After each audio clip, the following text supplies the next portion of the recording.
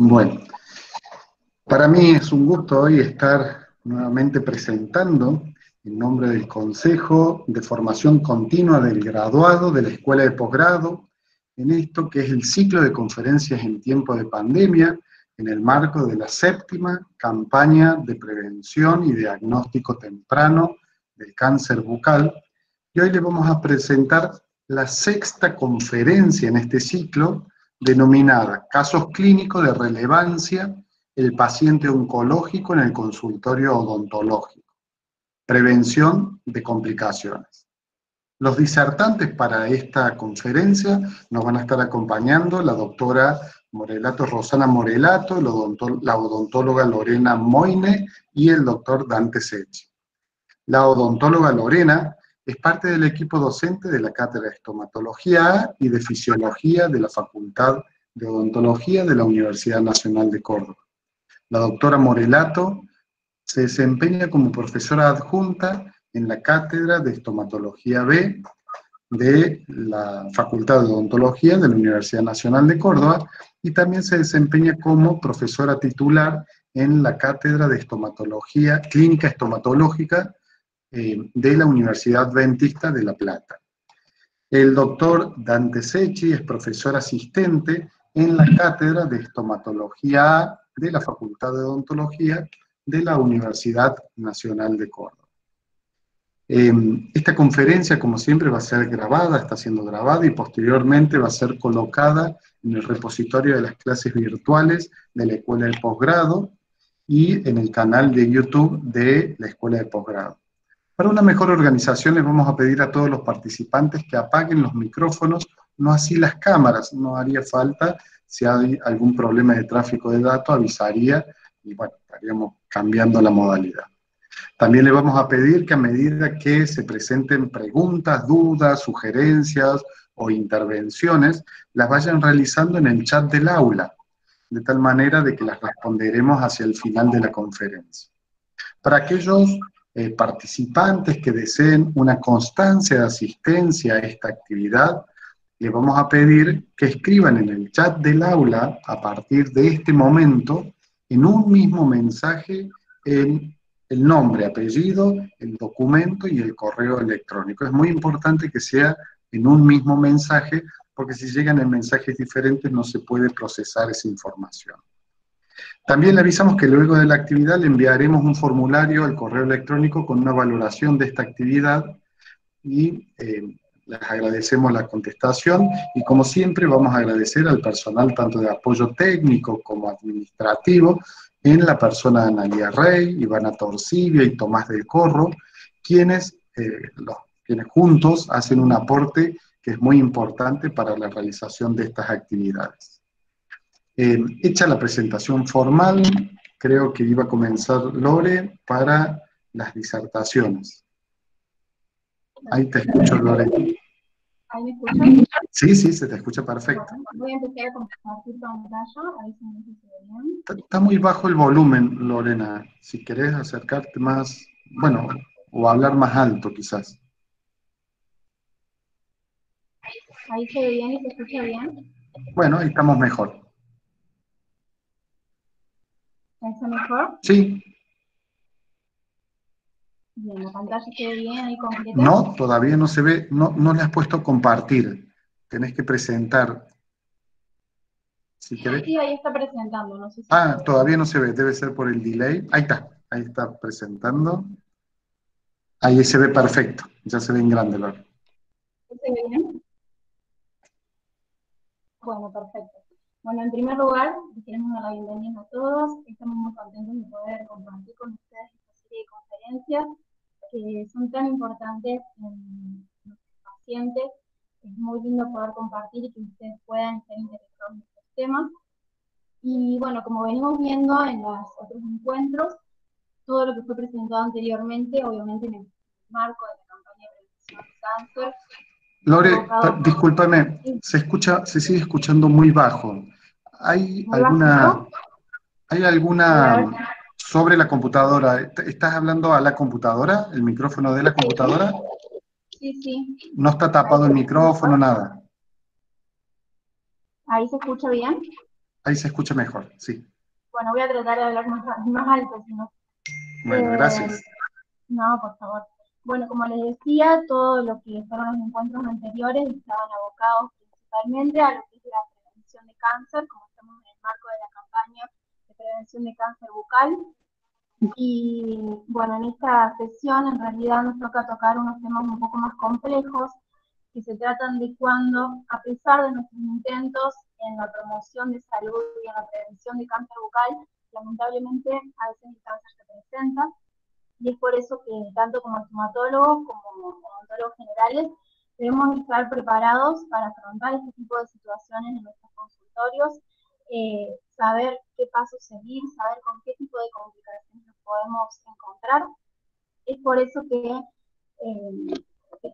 esta conferencia en sí está abocada, por un lado, a mostrarle casos clínicos de relevancia, casos clínicos totalmente opuestos entre sí en cuanto a la edad, en cuanto al nivel de presentación, en cuanto a la cronicidad, para que podamos visualizar cuáles pueden ser las presentaciones clínicas y cuáles pueden ser también las complicaciones que nos podemos encontrar a la hora de tratar a un paciente con cáncer bucal. Lorena, perdón, Sí, Lore. Vamos a hacer el intento, porque me están diciendo también que no están escuchando muy bien. Vas a sí. dejar de presentar y silencia tu micrófono y conectate por el celular. Te acabo de mandar al WhatsApp, conectate y vamos a utilizar el sonido del celular para ver si mejora la condición. Vale, perfecto. Entonces Ya usaríamos lo la silencio imagen, desde acá.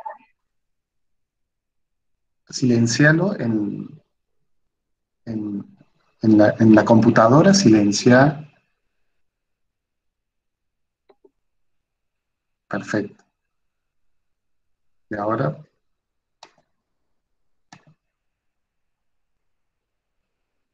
ingresas al aula desde el celular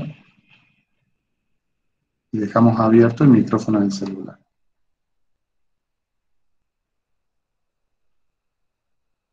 A ver si así solucionamos el problema. Bien, ahí se escucha bien. Pero muy bien, ahí sos otra. Ahí sí. Ahora sí. Bueno, Bueno, perfecto. gracias. No, por favor. Ahí voy a ver si se ve la presentación. Tenés Ahí. que maximizarla ahora la Sí, presentación. sí. Ahí estamos. Avísenme si se ve bien y continuamos. Se ve, espérate que todavía, ahí está, se ve Ahí. perfecto y continuamos. Bueno, retomando entonces lo que les decía que es importante, por eso si no se escuchaba lo voy a repetir rápidamente, a pesar de que nosotros nos esforzamos en prevenir el cáncer bucal, en promover la salud bucal y demás, muchas veces el cáncer aparece a pesar de nuestros esfuerzos en la prevención. Y bueno, les decía que como odontólogos, tanto como estomatólogos como odontólogos generales, tenemos que estar preparados para ver cuáles son el tipo de manifestaciones que podemos encontrar, así como también cómo poder dar posibles complicaciones que puede haber en la boca, ya sea por la presencia del cáncer o por el mismo tratamiento oncológico que muchas veces también genera complicaciones. No sé si hay un teléfono o algo que está prendido que hace un poco de interferencia. Ahí está. Bien. Bueno, y les decía que entre el doctor Dante y yo vamos a presentarles casos clínicos, que los casos clínicos son variados en cuanto a la edad y en cuanto a la cronicidad de cada uno de ellos. Y finalmente, la doctora Rosana lo que va a hacer es mostrarles cuáles son gráficamente las complicaciones con las que nos podemos encontrar a la hora de tratar un paciente oncológico y cuáles pueden ser sus posibles resoluciones, ¿sí? Bueno, el primer caso clínico es un paciente muy joven y esto es importante destacarlo porque cada vez nos encontramos más con pacientes jóvenes que tienen manifestaciones de cáncer bucal, muchas veces prácticamente con casi nada de factores de riesgo, entonces hay que estar muy atentos y seguir investigando de por qué este tipo de lesiones aparecen. Este es un paciente masculino, Matías, de 23 años, la profesión de él es sembrador, es oriundo de Altagracia, y llegó a nosotros a través de una derivación a partir del círculo odontológico. Fue una derivación prácticamente de urgencia, donde nos llamaban para que lo veamos lo más pronto posible, porque había una lesión que no estaba muy buena. El tema el motivo de consulta es que él sentía un dolor en la lengua que se irradiaba hacia los oídos, dificultad para tragar, y según lo que él podía determinar, tenía dos meses de evolución. había ido a médicos anteriormente que les recitaron colutorios, y en cuanto a sus factores de riesgo, bueno, como era sembrador y desde muy pequeño ayudó a su papá en el campo, estuvo en contacto con plaguicidas y fumó durante 4 años. Vamos a ver, bueno, nosotros siempre cuando hacemos la inspección clínica, en primer lugar hacemos una inspección extrabucal e intrabucal, y cuando hacemos la inspección intrabucal comenzamos con que abra la boca para ver el grado de apertura bucal, si es normal, si está disminuido, y en este caso cuando le pedíamos que el paciente protruya la lengua, ahí ya tenemos un primer signo de que era que la lengua se desviaba hacia la izquierda del paciente, hacia la derecha, ¿sí? Él tenía como antecedente haberse colocado hace 6 meses un piercing en la lengua. Este piercing, yo le puse la fotito, digamos, representativa porque él se la había sacado, porque al verse la lesión le dio miedo, entonces se lo retiró. Y él, digamos, después de una valoración fonoaudiológica y demás, se vio que la presencia del piercing dental había generado una posición disfuncional de la lengua en una posición baja, ¿sí? Una posición baja, sabemos que no es la normal. Cada vez que él deglutía, la lengua la ponía entre los espacios interdentarios.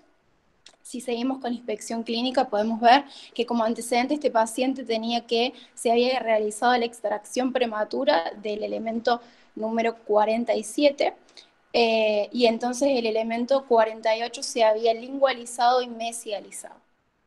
Cuando hacemos el examen tanto en estática como en dinámica, pudimos determinar que este paciente cada vez que tragaba, la lengua en posición baja aumentaba, digamos, el contacto con el borde de este elemento, por lo tanto generaba una irritación constante.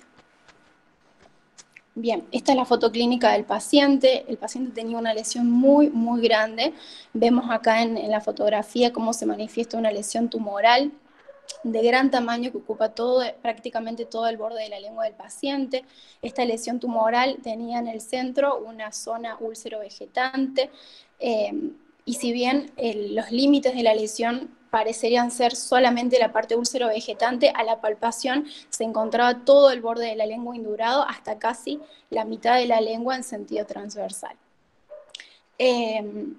Bueno, siempre cuando realizamos, digamos, el estudio de estos pacientes, aparte de la visión y la palpación y la observación, si hay algún o no factor de riesgo cercano, pudimos, bueno, medirla, y medía unos 4 centímetros de largo por 2,4 centímetros de alto, lo cual nosotros dentro de lo que es la estadificación del cáncer bucal lo consideramos un T1.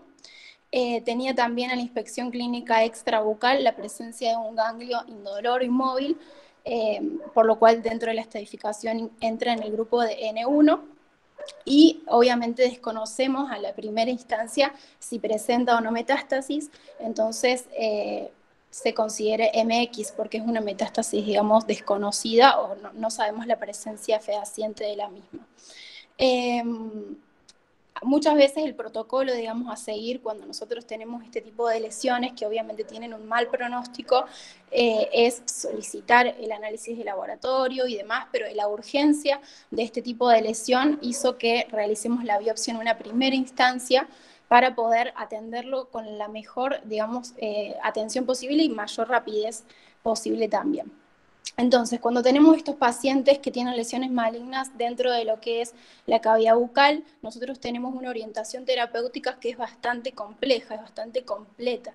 En la primera sesión, como les dije, se le realizó la biopsia incisional, que fue una biopsia de urgencia. Se tomó el segmento más representativo en cuanto a lo que era la visión y la palpación en ese momento. Por otro lado, se realizó una interconsulta para poder emplear, digamos, la interdisciplina mediante la derivación al fonoaudiólogo para que pueda haber una correcta, digamos, valoración y nos pueda determinar si había o no había relación en esta posición de lengua baja, una posición disfuncional en relación a los elementos dentarios que estaban en una posición lingualizada. Y obviamente también una interconsulta con la nutricionista para realizar la valoración nutricional. Al tratarse de una lesión maligna, obviamente se hace una valoración oncológica para que el oncólogo pueda determinar cuáles son las alternativas terapéuticas. En este caso, la alternativa terapéutica para este paciente fue la cirugía, rayos y quimioterapia. Y como odontólogos y estomatólogos debemos estar preparados para esta parte que es la que nos compete en esta conferencia, que es la preparación de la boca. ¿Sí? Muchas veces nos podemos encontrar con pacientes con este tipo de lesiones y si bien lamentablemente a pesar de los esfuerzos, como dije al principio, el cáncer a veces se presenta, a pesar de nuestros esfuerzos de prevención también en que no aparezcan complicaciones, las complicaciones también pueden aparecer. Entonces tenemos que dejar el terreno lo más preparado posible, lo más aséptico y lo menos irritado posible para que el terreno de recuperación sea el más favorable. Entonces la preparación de la boca es mejorar el terreno eliminando todo el tipo de factores irritativos, de que eso va a hablar después Fofi. Bueno, se realizó la biopsia. En este caso la biopsia dio un carcinoma espinocelular. Este es un corte, es una microfotografía del corte, que en este caso se hizo en sentido transversal, pudiendo ver y observar la gran proliferación de las células espinosas. Y no sé si se alcanza a ver el puntero, lo que serían el desarrollo de los globos córneos o las que a nosotros nos da la data de que es un tumor diferenciado, ¿sí? Porque al queratinizar intenta imitar a lo que sería el tejido original. Otra cosa muy complicada a la hora de este proceso de un paciente con cáncer en el consultorio es cómo se le da la noticia, cómo se le avisa que el paciente es portador de un carcinoma. Y en este caso también fue complicado porque al paciente fue descubierto, digamos que, o sea, fue diagnosticado de cáncer y a la hora de informarle a la familia venía con su novia y su novia tenía 16 años, venía con un bebé, o sea, todo se complica, o sea, no es una noticia fácil. Seguramente diagnosticar y avisarle a un paciente que tiene cáncer es una de las peores noticias que le podemos dar, entonces también tenemos que estar preparados para realizar ese tipo de intervención. En este caso la noticia se le dio a su mamá, a la mamá que era enfermera, y bueno, y comenzó todo el proceso de tratamiento, que en primer lugar fue la cirugía. En este caso el paciente, como era un tumor de gran extensión y obviamente los márgenes quirúrgicos oncológicos son márgenes de seguridad, se le realizó a este paciente una hemiglosectomía.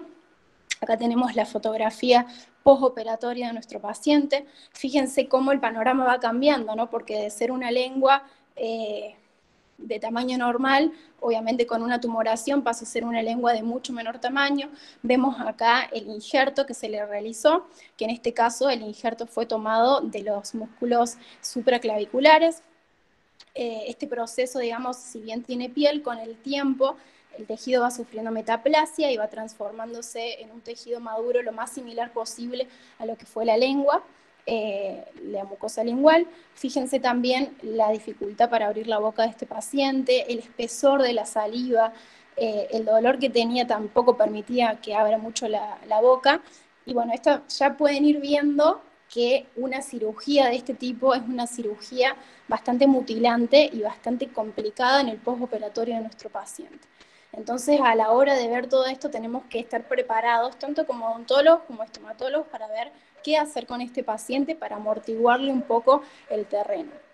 En este caso, bueno, las complicaciones quirúrgicas, postquirúrgicas de este tratamiento y propias del tratamiento oncológico que tuvo este paciente, en primer lugar, bueno, intensos dolores, como les conté anteriormente, y hizo una mucositis oral y una mucositis faríngea, que es un resultado de tipo agudo de lo que es la radioterapia.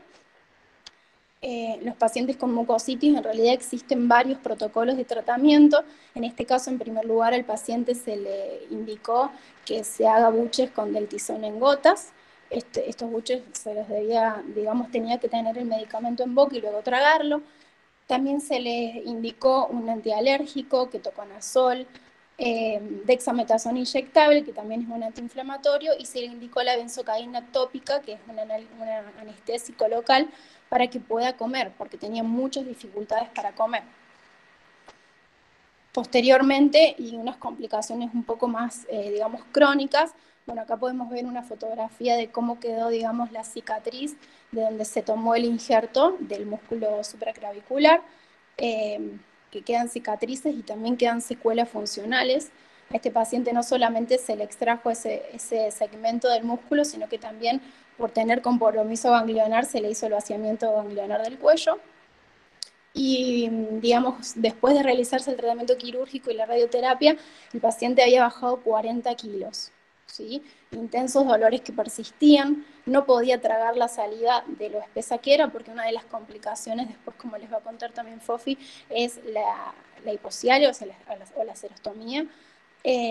Había perdido los elementos dentarios, porque como ven en la fotografía de abajo, la radioterapia puede generar secundariamente complicaciones como las caries de cuello o caries asociadas a radioterapia, en donde el paciente terminó perdiendo prácticamente todos los elementos dentarios. Terminó realmente con una prótesis completa a los 28 años.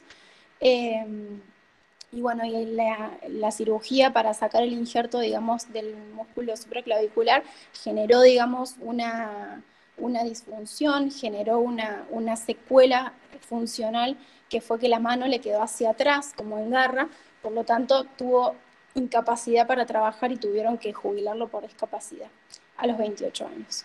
Entonces, bueno, ante todo este panorama complicado que estamos viendo de todas las complicaciones que puede generar este tratamiento oncológico, básicamente contarles que si bien nuestro foco principal está en la prevención de las lesiones malignas, hacemos muchos esfuerzos mediante las campañas, mediante formarnos y también darles una mano a los odontólogos generales a que no dejen de revisar la lengua, que no dejen de revisar las mucosas. Muchas veces estas lesiones lamentablemente se presentan, entonces se presentan y debemos actuar en base a ello. Y a veces las complicaciones, por más de que hagamos todo el panorama ideal para que no se generen, también se pueden generar. Entonces, tenemos que estar preparados para paliarlas, para poder amortiguarles el terreno, como les dije, de acompañar al paciente, de seguir el paciente y sobre todo también tener en cuenta el tema de la interdisciplina, no solamente odontológica y estomatológica, o sea, la intervención del odontólogo general y el estomatólogo, porque si bien estos pacientes tienen que ser tratados y seguidos por un equipo, digamos, estomatológico, con todo lo que es los cirujanos de cabeza y cuello y demás, el odontólogo general después el que seguramente en ese terreno tiene que rehabilitar, entonces, o tiene que realizar las extracciones de elementos dentarios que estén comprometidos a la hora de tener que hacer, digamos, la preparación de la boca, entonces esta intervención es súper necesaria, y también con otras áreas de la medicina que son fundamentales para el seguimiento de este paciente, acompañarlo y resolver las consecuencias oncológicas. De este modo seríamos un eslabón más de lo que es la cadena para poder mejorar la calidad de vida de estos pacientes en una circunstancia tan difícil como la que atraviesan al ser diagnosticados de cáncer. Así que bueno, espero que les haya sido útil. Ahora va a seguir Dante y les agradezco mucho por la atención. Se escuchó clarísimo, Lore, así que te agradezco mucho. Si querés podés silenciar el celu y dejar de compartir, así Dante, le damos el paso a Dante. Ahí está Dante.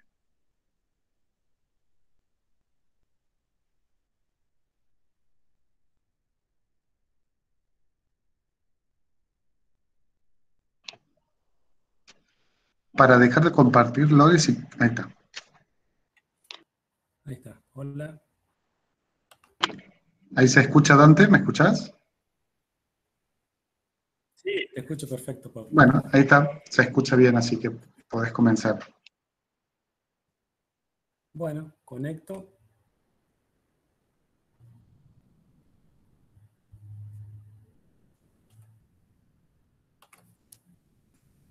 Bueno, soy el doctor Dante Gustavo Secchi, de la Cátedra de Clínica Estomatológica A de nuestra facultad.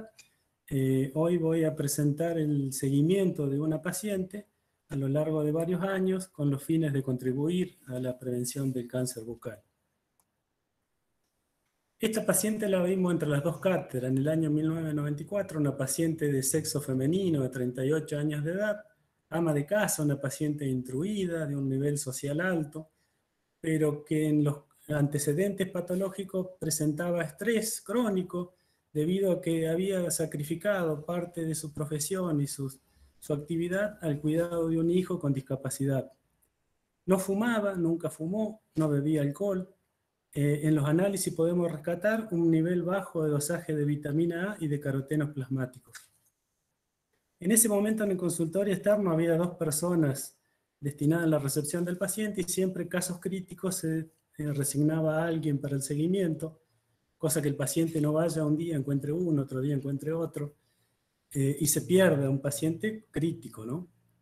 En ese momento se le destina al doctor Panico el seguimiento, y gracias a él tenemos mucha fotografía y tenemos material, y a la cátedra B, que también nos proporciona otra parte de alguna foto que nos faltaba.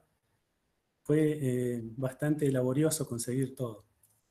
En la inspección clínica de tercio medio y tercio anterior de lengua, podemos observar, a ver si veo la flecha, sí, acá, podemos observar un área blanca queratótica, parqueteada, embaldosada, con bordes irregulares, pero nítidos, muchas entradas, algunas islitas de mucosa sana. En el tercio medio, algo lateralizado hacia el lado izquierdo, un área verrugosa. En el sector anterior, otra área verrugosa, pero que a la palpación en profundidad no se palpaba sospecha de transformación. En mucosa yugal del lado izquierdo, no tenemos del lado derecho, pero también había lesiones menos representativas. Del lado izquierdo observamos un área eritroplásica, atrófica, con áreas erosivas, lineal, hacia casi fondo de surco, que hacia adelante, tercio medio, tercio anterior, vamos viendo algunas estrías en forma de red, que toman el aspecto piramidal de vértice posterior y base anterior hacia la comisura, también en forma de red. Cuando revisamos la mucosa palatina, nos encontramos con un área anular, o lineal, o reticular en la línea media, hacia los elementos dentarios, un puente con mucho galvanismo, algo de galvanismo, mucho menos, pero también galvanismo del lado izquierdo. Observamos un área blanca, más compacta, algo queratótica, húmeda en su parte central, y algunas estrías no con tanta nitidez como la podemos notar en la zona anterior. Ya la inspección de un mayor panorama, o una foto más panorámica de la lengua, nos llama la atención esta lesión de aspecto verrugoso, esta tumoración de aspecto verrugoso, bien exofítica, con cuerpo gomoide en la superficie y cuerpo gomoide en profundidad, bien delimitada, bien en el tercio posterior, lateralizada hacia el lado izquierdo. Acompañando esas lesiones vemos algunas islas de hipotrofias de papilas, y vemos áreas lineales blancas que se van entrelazando, entremezclando con las hipotrofias de papilas. En un mejor panorama vemos lo irregular de la lesión blanca y el parqueteado del área central. En una vista de perfil de la tumoración de aspecto verrugoso podemos ver que tiene un discreto pedículo, pero que es una lesión pediculada, bien exofítica, que se eleva muy encima del límite dorsal de la lengua. Se le hace una biopsia parcial, se le realiza una biopsia incisional de esta lesión, tomando tejido sano y tejido enfermo. En la histopatología podemos ver es cómo invade el epitelio del corion con empuje mecánico, con compresión mecánica, típico de los carcinomas verrugosos. Vemos mucha papilomatosis, acantosis, había mitosis también. Indicamos la cirugía de esta lesión. Se indica la cirugía, y acá podemos observar un tiempo después cómo está la cicatriz. Esta cicatriz se tiene que inspeccionar, se tiene que revisar, se tiene que palpar, que no haya recidivas, que no haya lesiones nuevas. Bueno, evolucionó muy bien. Perdemos focos y perdemos nitidez en el sector anterior. Las fotos son de esa época, ¿no? En un control posterior, 7 años después, se hace una biopsia de área del dorso lingual. Acá podemos observar una de las áreas donde se realiza la biopsia, debido a que utilizamos una terapia láser para poder destruir todo, o poder eliminar el epitelio con todas estas lesiones. Previamente se había hecho algunos estudios de HPV, también hemos comenzado con el doctor Hendeman algunos trabajos de HPV, dio negativo unos 2 o 3 estudios antes de esto, aunque había algunas lesiones acantóticas que estábamos aprendiendo a ver relacionadas a HPV. Se usa, esto es otro pasaje de la terapia láser.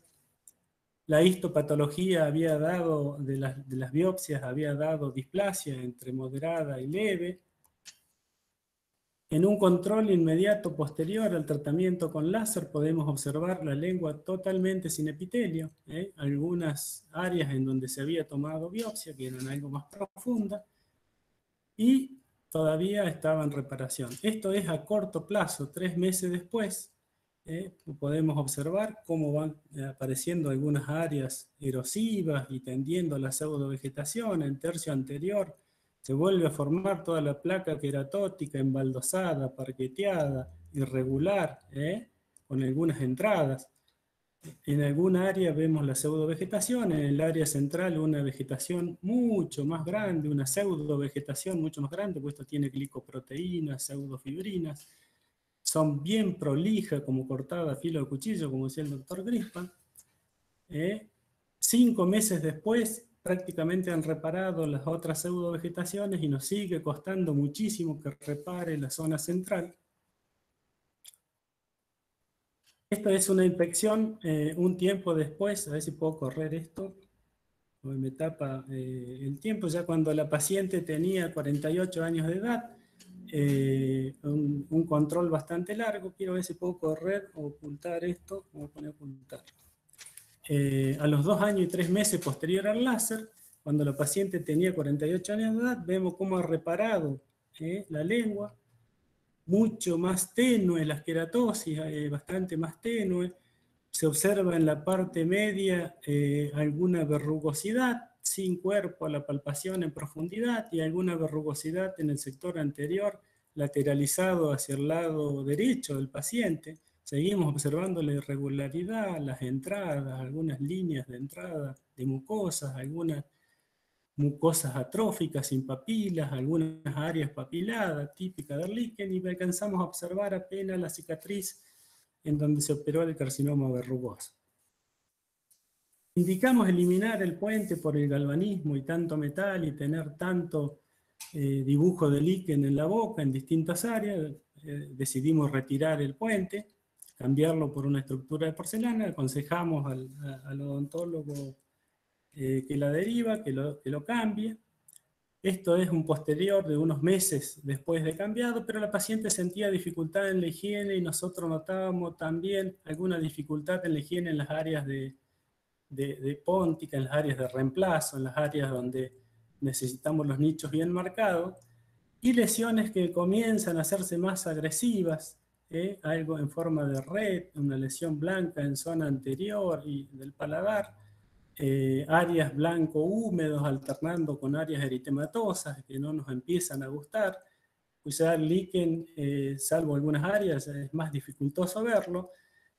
Hacia el molar, detrás del puente, una área extensiva, blanca, irregular, con algunas entradas, y un área eritematosa rodeando el segundo molar. Esto es a 10 años y 7 meses de la primera consulta. También cabe destacar que esta paciente hace una interconsulta al doctor Everson en Estados Unidos. Había venido casi en 1991, 98, no me acuerdo exactamente qué fecha vino al Congreso Mundial de Cáncer en Buenos Aires. Se ve que se le comenta. Ella viaja a Texas, Estados Unidos, el doctor Everson lo ve, él le dice que tenía muy buena referencia de la estomatología argentina y que él no podía hacer otra cosa que lo que se hiciera acá. Y que recomendaba el seguimiento, debido a que esta paciente necesitaba un seguimiento muy continuo, que se lo trate acá en Argentina. Bueno, se la sigue asistiendo, la paciente tiene una gran contención y una gran afinidad al doctor Panico, por eso es que tenemos prácticamente todo el seguimiento de esta paciente. Las lesiones siguen empeorando y 8 meses después observamos que las lesiones comienzan a modificarse aún más, empiezan a hacerse más erosivas, más atróficas.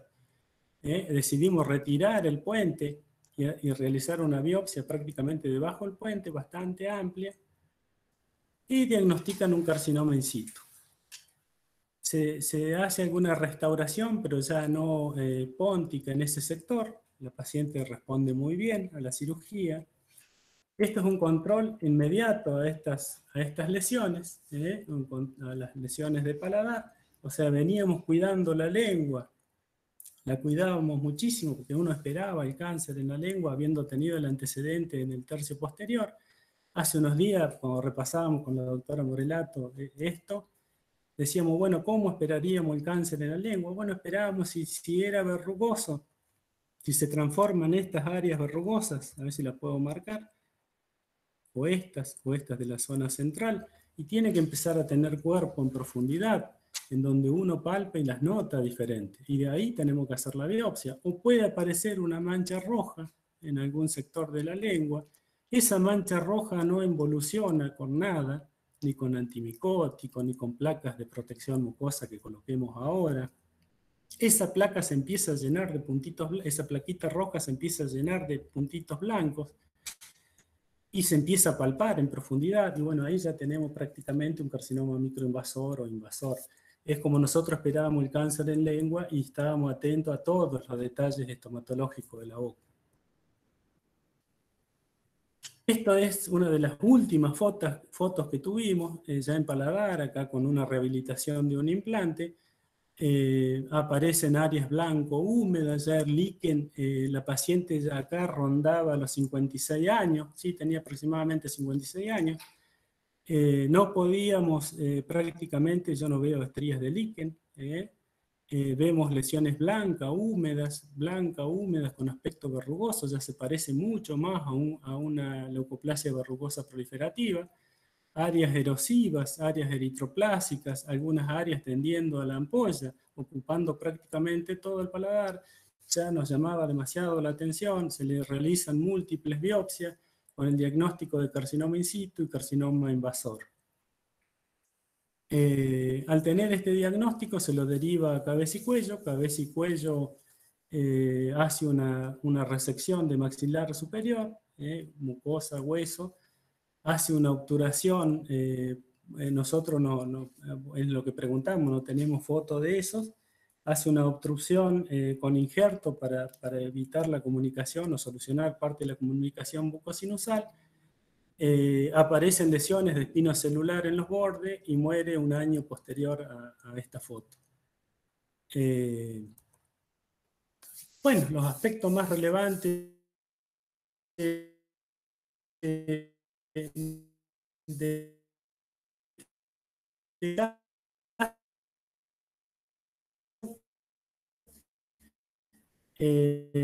condiciones de líquen plano, sigo el querador.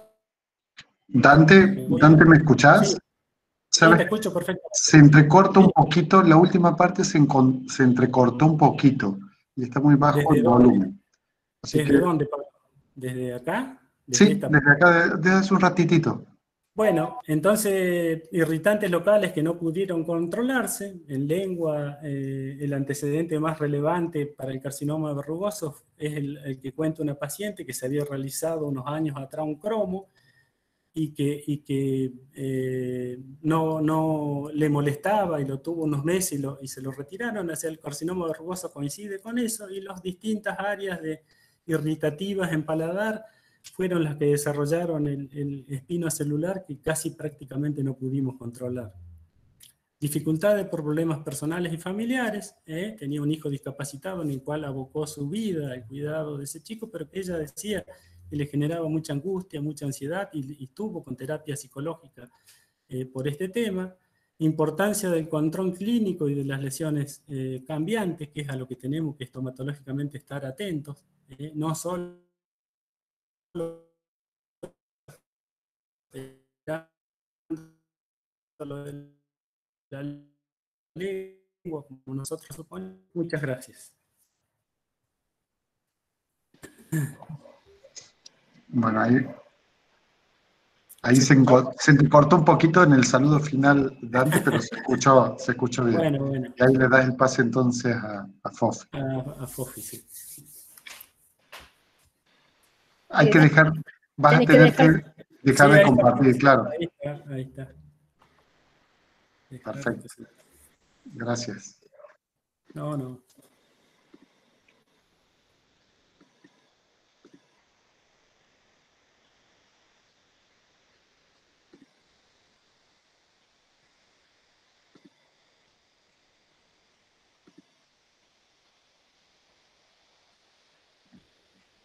¿Me avisas si se ve, Pablo? Sí, ahí se ve, maximizalo, Fofi, Sí. y está perfecto. ¿Se ve Ahí bien? se ve bárbaro, y se te ¿Me escucha muy escuchan bien. bien? Gracias. Sí. Bueno, perfecto. Bueno, antes que nada, buenas tardes, noches, agradecerles por acompañarnos a lo largo de estos 6 encuentros y esperamos que nos sigan acompañando en los que quedan. Ya con la presentación de los casos clínicos, realmente hemos tenido una visión de cuánto tenemos que estar involucrados los odontólogos en todas las etapas relacionadas al cáncer bucal. En encuentros anteriores abordamos la prevención del cáncer bucal, la detección y cuantificación de factores de riesgo, identificamos trastornos potencialmente malignos, aprendimos a hacer el diagnóstico del cáncer bucal e incluso ayudar al paciente a través de la telemedicina. Vamos a ver, como bien hicieron la introducción recién en los casos, cuáles pueden ser las complicaciones por tratamiento, por lo menos las más importantes, y cómo tenemos que preparar la boca para afrontar estas posibles complicaciones. Recordar algo que sabemos, que el tratamiento para el cáncer bucal, recién lo decían en los casos, una vez que detectamos las lesiones y que tuvimos que darle el diagnóstico al paciente, este momento tan difícil, el paciente es derivado a un comité de tumores y es en el marco de esa reunión de ese comité de tumores que se decide el tratamiento.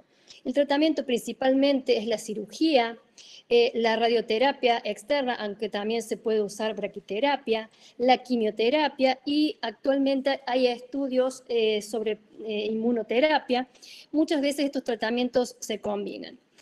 Las complicaciones, vamos a mencionar algunas más frecuentes. Hay complicaciones quirúrgicas, y lo veíamos recién en uno de los casos, defectos en tejidos blandos y duros, pérdidas de elementos dentarios, de encía de hueso, las cirugías, las resecciones marginales, reconstrucciones con cambios anatómicos, cambios estéticos y funcionales.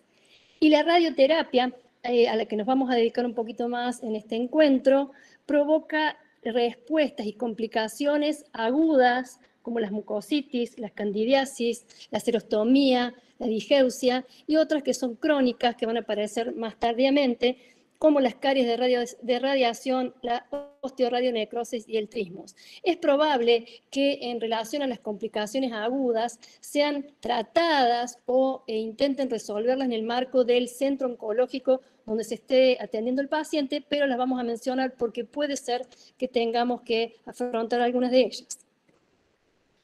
¿Y de dónde proviene la toxicidad del tratamiento radiante? Por un lado, por los fenómenos inflamatorios vamos a tener las complicaciones agudas, y por fenómenos fundamentalmente de fibrosis y atrofia vamos a tener como consecuencia las complicaciones crónicas. ¿Quiénes sufren fundamentalmente? Los pequeños y medianos vasos con alteraciones en su función y en su estructura.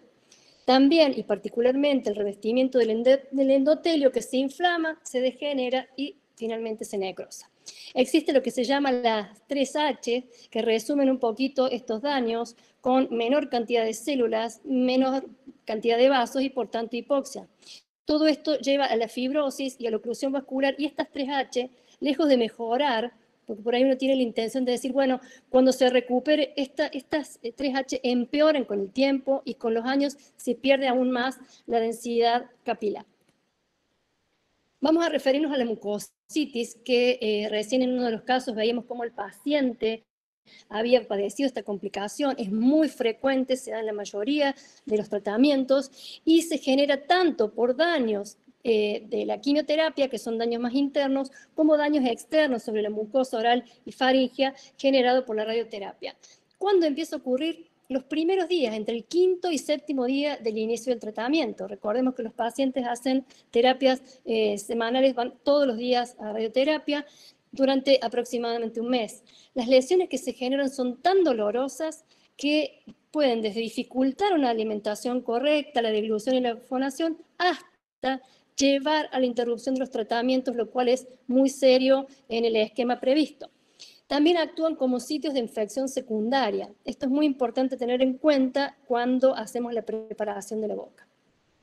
A modo de ejemplo, algunos casos de nuestros pacientes con mucositis orales, que son estas extensas úlceras, sobre todo cuando se presentan en un grado 3. Hay numerosas escalas para puntuar la mucositis, nos vamos a referir a de la OMS, que combina síntomas con manifestaciones clínicas y, por ejemplo, habla de ulceraciones en relación a si el paciente puede o no ingerir líquido. La grado 1 es simplemente ardor y eritema y luego se va complicando tanto hasta que la grado 4 el paciente no se puede alimentar. Las mucosas más afectadas, las que inicialmente se afectan, son las de revestimiento, pero cuando el cuadro se extiende y se agrava, estas grandes úlceras con este eritema afectan también a mucosas no queratinizadas. Tratamientos y medidas preventivas para la mucositis hay muchísimas. Se mencionan desde tratamientos tópicos, descontaminación oral, enjuagues con analgésicos, las preparaciones que tienen cada instituto. Como no hay un protocolo consensuado, cada instituto adopta su propio protocolo. Simplemente a modo de ilustración, sabemos que hay muchos estudios sobre el láser, uno de los tratamientos que funciona muy bien. No todos los centros lo cuentan con láser, entonces se busca tratamientos más accesibles. Pero, por ejemplo, en este metaanálisis sobre 5.261 pacientes con mucositis grado 1 y 2, el cuidado de la boca más la terapia láser funcionó mejor como tratamiento. La serostomía es un daño que comienza también en la primera semana y se asocia fundamentalmente al daño que sufren los acinos serosos de las glándulas parótidas y sublinguales. Ese daño es inmediato. Los acinos mucosos no van a mostrar alteraciones agudas. ¿A qué se relaciona esta hiposalivación, que es una complicación aguda y que se mantiene durante mucho tiempo? Dificultades para hablar, aumento en el recuento de Streptococcus mutans y lactobacilos, digeusia, disfagia y disosmia. Fundamentalmente, las papilas gustativas sufren por neurotoxicidad y los pacientes cambian su umbral de percepción para los sabores, siendo bajo para los metálicos y amargos y muy alto para los dulces. El tratamiento propuesto es a base de zinc, como les decía, no lo realizamos en el consultorio odontológico. La serostomía es una complicación muy seria, los pacientes realmente, algunos no pueden ni siquiera ingerir sus medicamentos, vemos una lengua totalmente despulida, seca y atrófica posterior a la radioterapia, y en esta paciente vemos ese cuadro en la encía. Hay numerosos tratamientos propuestos para paliar, para afrontar esta serostomía. Les menciono algunos de los estudios del Hospital Camargo de San Pablo. Ellos probaron el betanecol y combinado con la radioterapia intensidad modulada, lograron realmente disminuir el daño a las glándulas salivales y se muestra como un tratamiento seguro. ¿Qué indicaciones debemos dar a los pacientes? Beber mucho líquido, suprimir los irritantes, sobre todo las bebidas burbujeantes, los cítricos, mantener la mucosa humectada con infusiones de manzanilla, algunos preparados a base de aloe vera, también se usan perlas de vitamina E y también podemos usar los sustitutos de saliva.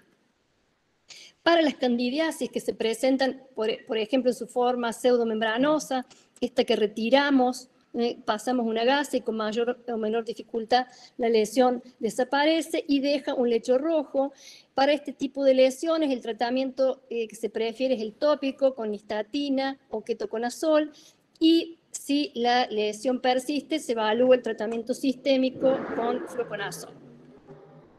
Una complicación de las tardías y muy seria a la que probablemente tengamos que atender en el consultorio son las caries por radiación que recién se mencionaban en uno de los casos. Y las caries de radiación ocurren por numerosos factores, externos e internos. Por daños directos sobre el esmalte generado por la radioterapia, por menor cantidad de saliva, por cambios en la percepción del gusto que hace que el paciente consuma alimentos más condimentados o con alto contenido calórico, hay menor cantidad de saliva, como ya mencionamos, y hay cambios en la microbiota oral. Se mencionan, por ejemplo, esta clasificación de Kielbasa y colaboradores, menciona los tipos de caries de radiación. Vamos a ver algunos ejemplos. Algunos comienzan por vestibular, especialmente en el área cervical, con un cambio de coloración que afecta el área vestibular y los bordes incisales. Hay otros tipos de caries, el tipo 2, que afecta más las áreas palatinas y linguales. Lo cierto es que estos pacientes progresan, acá vemos un caso 6 meses posterior a la radioterapia, vemos cambios de coloraciones, esto progresa, el esmalte se pierde, la corona se vacía, la dentina se expone, está muy blanda y el paciente termina con sus restos radiculares expuestos, donde lo único que nos queda por hacer es intentar la endodoncia en ese resto, y en este caso este paciente terminó con prótesis sobre esos elementos remanentes. O este otro caso donde al inicio de la radioterapia el paciente tenía un muy buen estado bucal, a los 9 meses de finalizada vemos este cambio, este color amarronado en los bordes incisales, en otro tipo de presentación de caries de radiación, y este paciente también termina con restos radiculares que son muy difíciles de recuperar endodònticamente. Todo esto nos va haciendo pensar de la importancia de planificar con tiempo las restauraciones. A modo de ejemplo, les traje un trabajo que realizamos años atrás con las cátedras de Química y Física Biológica, materiales dentales y periodoncia. ¿Qué nos proponíamos en ese momento? Evaluar el efecto cariopreventivo de compuestos a base de flúor versus remineralizantes en pacientes que iban a recibir radioterapia en la zona de cabeza y cuello. Bueno, son numerosos los resultados, pero básicamente contarles que en los parámetros cialoquímicos y microbiológicos, aquellos pacientes que tenían menor recuento de Streptococcus mutans tuvieron un mejor comportamiento, digamos, tuvieron menos caries que aquellos que inicialmente tenían alto recuento de estreptococos, reforzando la idea de los cuidados de higiene que tenemos que indicar antes del comienzo del tratamiento. Estos pacientes, tanto en el grupo 1, que era la aplicación de fluoruro de sodio, como el grupo 2, que aplicamos caseinato más fosfato de calcio, respondieron bien. Claro que a estos pacientes también le preparamos la boca con todas las medidas necesarias. La osteoradionecrosis es una complicación muy seria y bastante frecuente, que implica la exposición del hueso en un área previamente irradiada y no está relacionada con la recurrencia del tumor. Se asocia especialmente a dosis altas de radioterapia, más frecuente en el primer año, es menos incidente en maxilares desdentados, se asocia a las extracciones, a infecciones o abscesos, a traumatismo causado por las prótesis, a factores sistémicos, pero también puede ser espontánea. En este caso estamos viendo una paciente que fue intervenida quirúrgicamente por un tumor de lengua, que también hizo radioterapia como complemento y tenía trismos y presentaba también exposición ósea, presentaba osteoradionecrosis en ambos lados. ¿Cómo se clasifican a las osteoradionecrosis? En grado 1, cuando solamente está expuesto el hueso superficial, y hasta un grado 3, donde todo el hueso está comprometido, incluso puede haber úlcera y fístula. Y se propone, hay autores que proponen que con la radioterapia de intensidad modulada hay menos complicaciones de osteoradionecrosis. Sin embargo, en este estudio retrospectivo de pacientes con osteonecrosis, se vio que aún la intensidad modulada también generaba riesgo para la osteoradionecrosis. El tratamiento, tampoco hay un tratamiento ideal, se proponen numerosos, desde lavajes, retiro del secuestro óseo, en algunos casos se proponen secuestrectomías más radicales.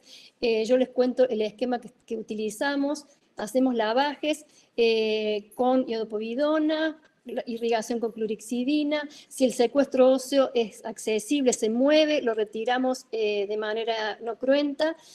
Y siempre con una medicación antibiótica de respaldo que le indique el infectólogo. Por ejemplo, un esquema que suele utilizarse es ciprofloxacina más clindamicina.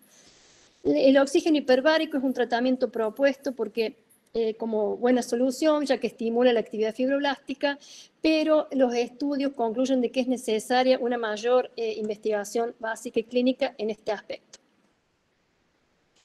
Otra de las complicaciones muy serias es el trismus, que puede ser posterior a la radioterapia y a las extracciones, como en el caso de este paciente, o posterior a una cirugía, como en esta paciente que había sido intervenida por un tumor glandular de parótida. Entonces, miren, preparar la boca con todos estos dientes y con ese trismus. Ya es difícil para el cepillado para esta paciente. ¿Qué tratamientos se proponen? Ejercicios de apertura y cierre del maxilar, miorelajantes y fisioterapia. Pero, como hemos visto, estas complicaciones serias tienen numerosos tratamientos propuestos, pero el mejor tratamiento es evitar que ocurran. ¿Y cómo podemos prevenirlas o cómo podemos minimizar estos daños de los tratamientos? Con una adecuada preparación de la boca. Es un momento en donde uno tiene que, por ahí, olvidarse un poquito de la odontología ideal, tradicional, la odontología que todos queremos hacer, ser un poquito más radicales, tenemos que trabajar con otros tiempos, y qué tenemos que tener en cuenta en esa evaluación preliminar para la preparación de la boca. Identificar si hay patologías previas, si hay algún trastorno potencialmente maligno asociado. Remover todo foco infeccioso, dentario, mucoso. Eliminar factores traumatizantes. Recién Lorena nos mostraba cómo hacían el examen funcional para ver la relación de la lengua con la lesión.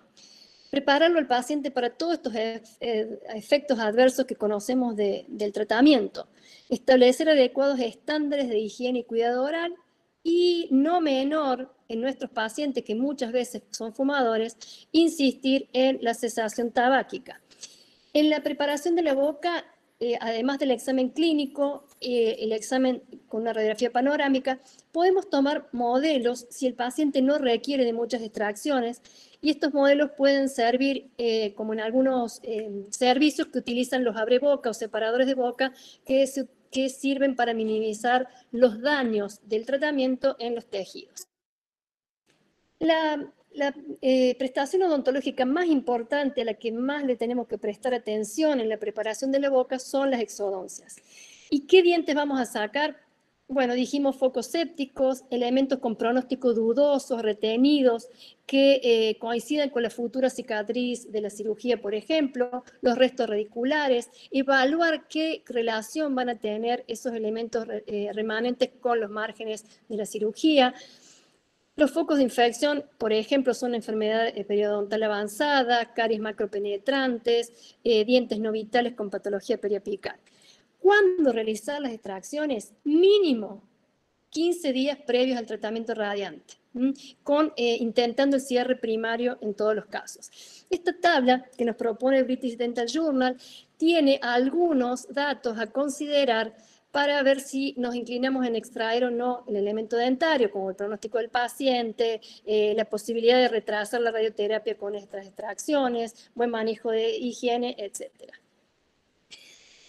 En este caso de un paciente de sexo masculino de 47 años, vemos un tumor ulcerado extenso en el borde de la lengua que se extiende a dorso y a cara ventral, y ya, como suponemos que el diagnóstico va a ser de un carcinoma de esta lesión, iniciamos la preparación de la boca el mismo día que vemos al paciente. Si es necesario pedir el laboratorio, lo pedimos junto con la panorámica y empezamos a planear la preparación de la boca. Entonces, rápidamente hacemos las extracciones, el tratamiento periodontal si es necesario, y ahí es donde al paciente, además de que le dimos el diagnóstico, le tenemos que decir que hay que sacarle un montón de dientes. Y es un momento muy difícil y a veces terminamos, como en este paciente, dejándole, porque nos pidió por favor que le dejemos algunos elementos que se los estamos cuidando como oro, porque es bastante traumático quedarse desdentado. Sabemos que lo ideal es hacer todas las extracciones, pero a veces consideramos casos particulares y los deseos del paciente.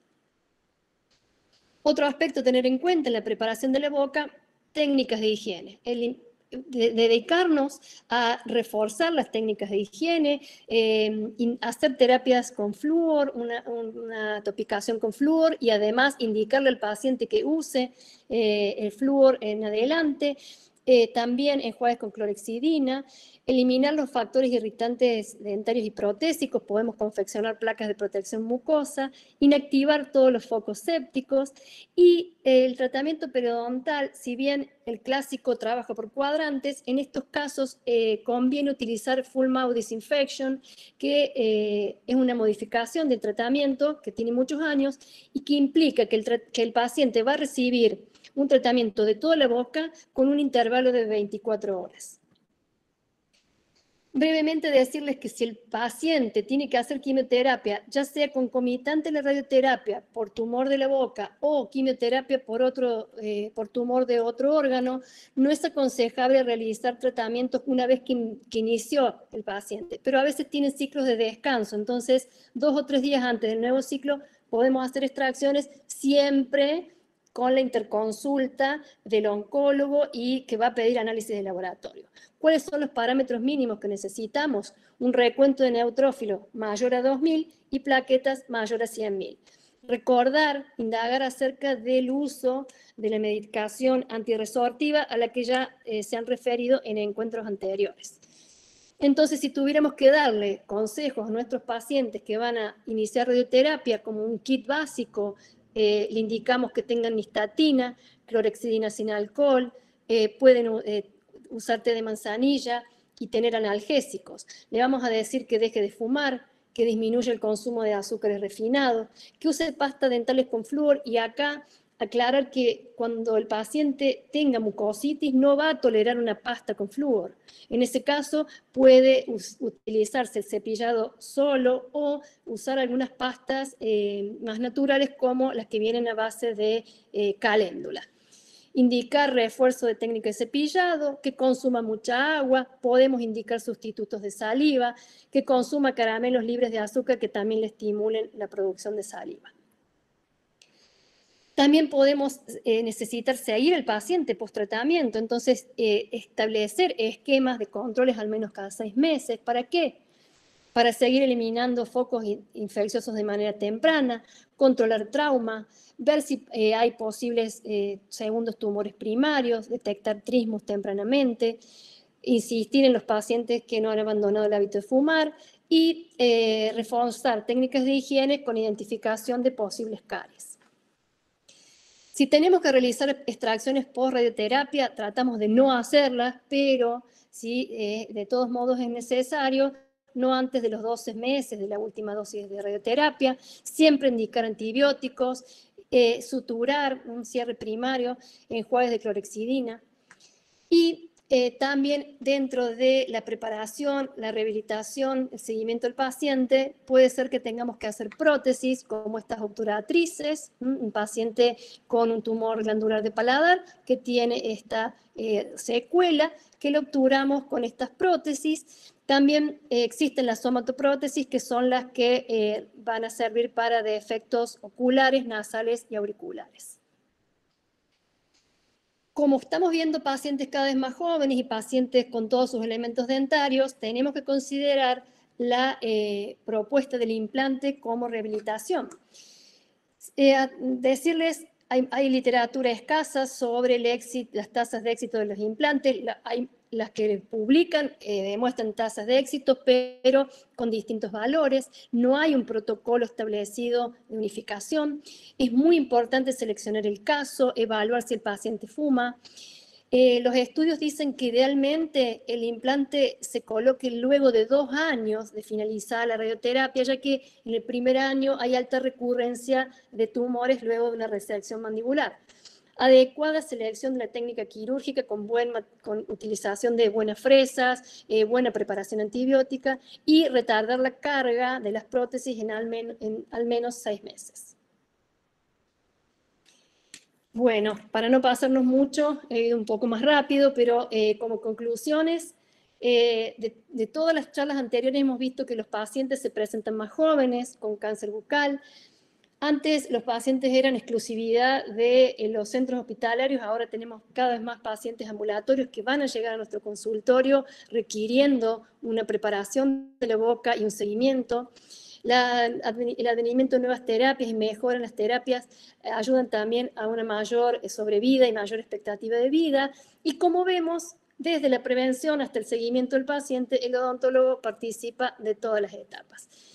Quiero despedirme antes de que haya preguntas tal vez, haciendo referencia a esto que hemos leído en las pautas del Hospital Rojo, las de la edición 2015, que dice: el objetivo de toda rehabilitación debe ser reinsertar al paciente en su medio de relación. Es por ello que el tratamiento debe ser terapéutico, paliativo e interdisciplinario, algo que quedó bastante claro en todas las intervenciones que había hasta el momento, contemplando y complementando las distintas especialidades, pero no olvidando que el buen trato también es sanador. Hasta acá la presentación. Esto continúa de noviembre con otra presentación y el 30 de noviembre con otros casos clínicos. Así que voy a dejar de presentar para que me digan si hay alguna... Muchas gracias, Fofi. Ahí hay unas preguntitas. Si probaron el tratamiento de serostomía con el sustituto de saliva de Buccal Tac, y si es así, si tuvieron algunos resultados. Sí.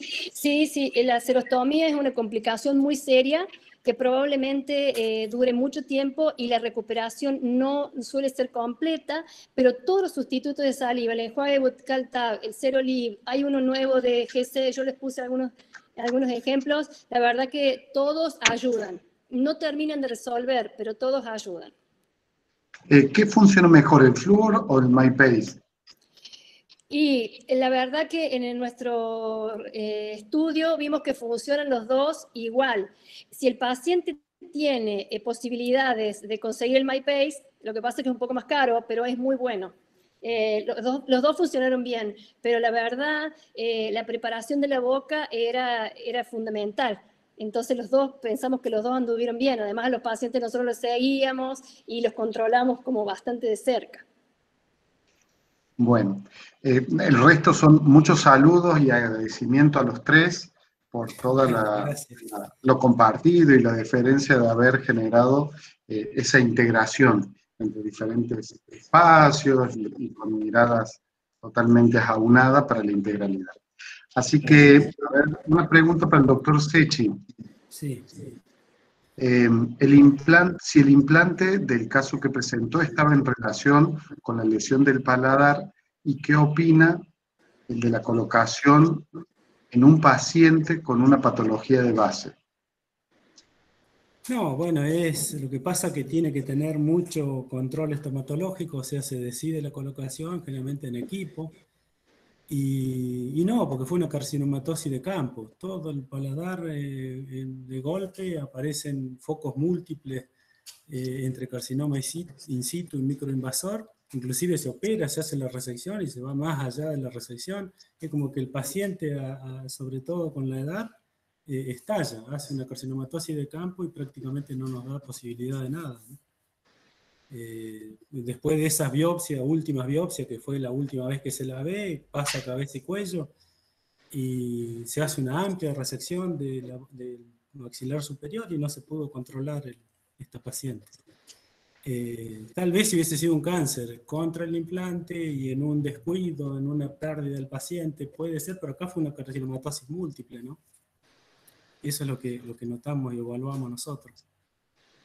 Pero que obedecía, primero veníamos con factores irritativos, o sea, un cromo como antecedente, que es lo que dije, un cromo como antecedente del primer carcinoma verrugoso de lengua, cuidamos la lengua, se le hizo láser, cuidados intensivos, esperábamos el cáncer de lengua, y veníamos viendo que se nos ponía feo el maxilar superior, primero cuando cambiamos el puente, después cuando retiramos el puente, hicimos una biopsia, un carcinoma in situ. Yo en esa área no hubiese puesto un implante, de hecho no se puso.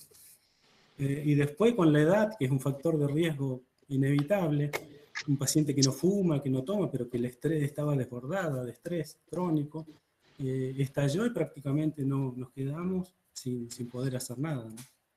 Se intentó quimio, pero la muerte fue a corto plazo, ¿no? Bueno, espero haber contestado. Bueno, ¿alguna pregunta más que quede pendiente? Si no hay Nada más, les recordamos, bueno, ahí Fofi planteaba los 2 encuentros que nos quedan en el resto del mes de noviembre, y el resto de actividades de la escuela de posgrado en todas las disciplinas que propone la formación continua. Bueno, agradecemos muchísimo a los 3, tanto Lore, Fofi y Dante, por los aportes. Ah, sí, en el caso del doctor Daniel nos pregunta que, en el caso del doctor Dante, ¿se realizó desde el primer diagnóstico radioterapia? No. Se hace un tratamiento oncológico que inclusive lo decide Cabeza y Cuello. Cuando se deriva la obra social de ella, tiene un aporte Cabeza y Cuello, bueno, ahí la operan, ahí hacen el tratamiento oncológico, intentan un tratamiento oncológico, pero que sabemos que fue a corto plazo, o sea que calculá que la última foto que yo presento a la muerte del paciente no alcanzó un año, con una amplia resección de maxilar superior, o sea que lo oncológico casi no nos dio posibilidad. Nosotros llegamos a verla hasta la última foto que presenté, ¿no? Hasta ahí fue el seguimiento nuestro. Después sabemos por lo que hemos preguntado en Cabeza y Cuello, pero nada más. Bueno, si quieren hacer unas palabras de despedida y ya cerramos la actividad del día de hoy. Bueno, muchas gracias por acompañarnos durante todos estos encuentros, gracias por la organización a la Escuela de Posgrado, los esperamos en los 2 próximos encuentros y quedamos a disposición, tienen nuestros correos por lo que necesiten también. Sí, gracias. La verdad, muchas gracias y bueno, espero que haya servido. Ojalá que sí. Nos vemos. Nos vemos. Muchas gracias a ustedes.